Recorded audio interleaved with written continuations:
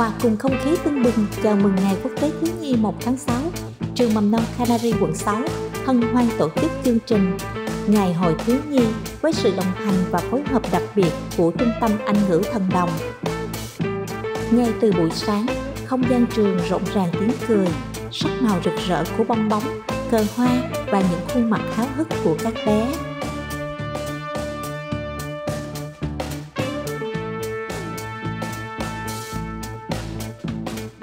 Trong chương trình, các bé được giao lưu tiếng Anh trực tiếp cùng các thầy cô đến từ Trung tâm Anh ngữ Thần Đồng.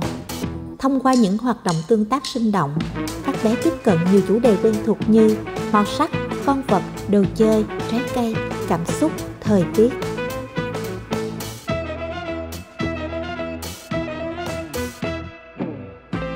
Bên cạnh đó, chương trình còn mang đến hàng loạt trò chơi vận động và trí tuệ được thiết kế riêng cho từng khối lớp, giúp các bé vừa học vừa chơi một cách tự nhiên. Các hoạt động trò chơi vận động diễn ra trong tiếng nhạc rộn ràng và sự cổ vũ hào hứng của các thầy cô.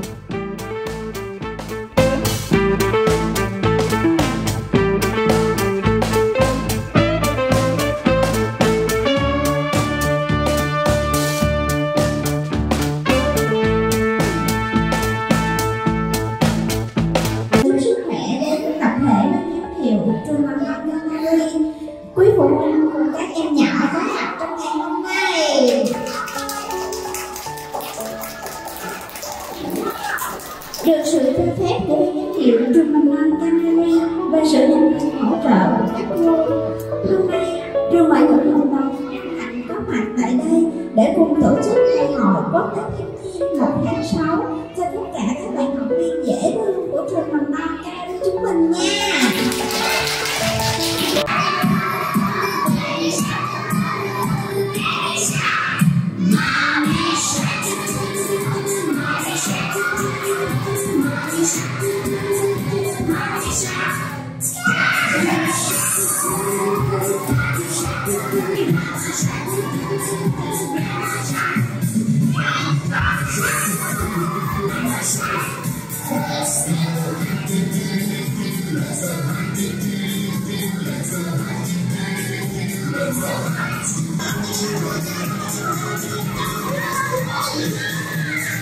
Rất là dễ luôn mà rất là dễ. Hy vọng là tất cả chúng ta đều biết, và bạn nào biết thì chúng ta hãy cùng nhau giơ tay để trả lời câu hỏi nha.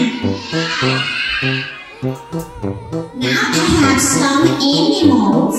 Yeah, and who can tell me what is this and what color? Yeah, who can have your friend please? Yes, monkey. It's a monkey. Yes or no? Raise your hand.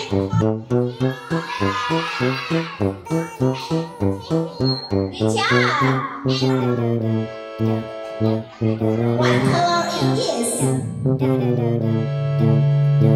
color? Is it yellow or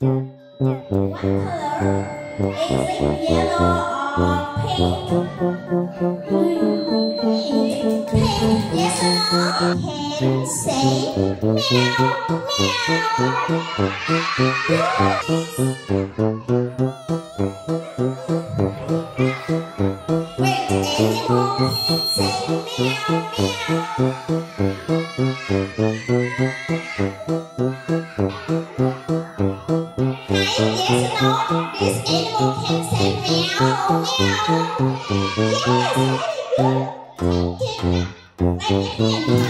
Animal can swim.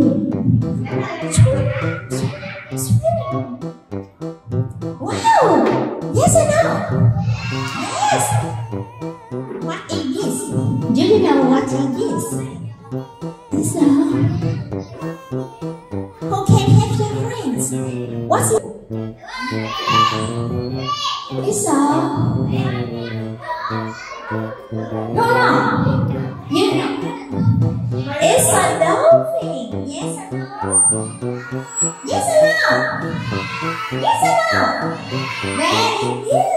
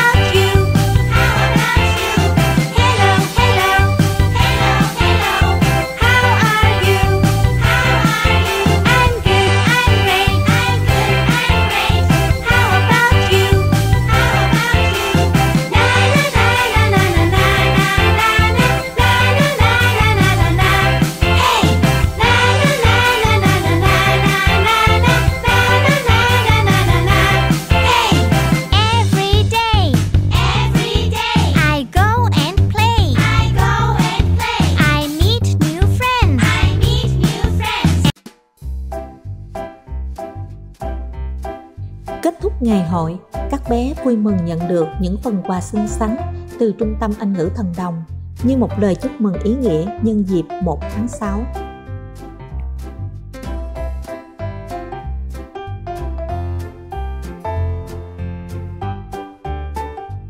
Nhà trường chân thành gửi lời cảm ơn đến Trung tâm Anh ngữ Thần Đồng vì đã cùng đồng hành, tạo nên một ngày hội thiếu nhi thật bổ ích, sinh động và đầy ắp kỷ niệm cho các bé yêu.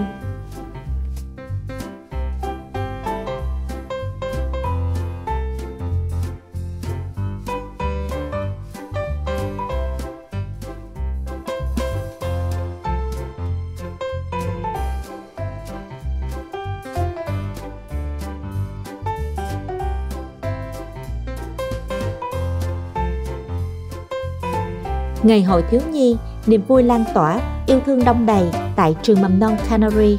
Chúc các bé luôn ngoan ngoãn, học giỏi và thật hạnh phúc mỗi ngày.